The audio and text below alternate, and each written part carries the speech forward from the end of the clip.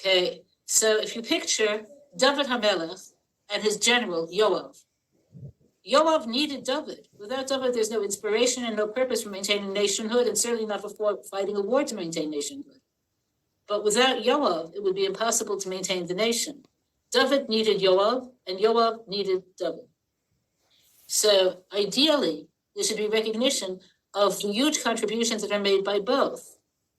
Without Torah in the world, it says Hashem would not have created the world. You remember when you learn Parshat Bereshit, the Torah begins with the letter Bet, even though intuitively we would think it should begin with Aleph, the first letter. It says Hashem created the world, the whole world. That means the microbes. That means the tiny particles that we don't even have names for. That means the galaxies that we're not sure if they exist or not. Okay, all of this was created for two things: Am Yisrael and the Torah. Am Yisrael has no kiyum without the Torah. Okay, what would Am Yisrael be like without the Torah? It would be like a beautiful bus given over to a 3-year-old with instructions of go to Yam HaMelech.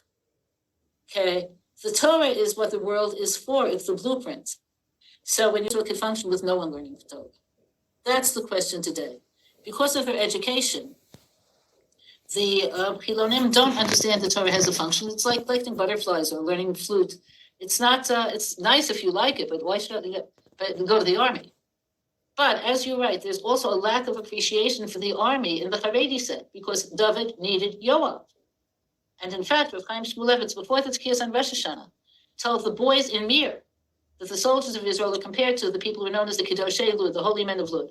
Who were they? During the Roman oppression, apparently a Roman soldier or someone was killed, maybe a royal, maybe a soldier, and the city of Lud was informed, the city fathers were informed, if the perpetrators don't come forward, we'll kill everyone brutally. 2 brothers who were not the perpetrators came forward and said, we will die for everyone. And they were killed. And it says in the Gemara that there's no place higher in Gan Eden. They're with the Avos. So he said, you should realize this. The soldiers have a huge zechut, but they would have no function and no people to fight for and no nationhood if it wasn't for the Lomdei Torah. So I agree with you that something is missing. Something that's missing is mutual regard. The Chilonim don't understand that Torah has any value.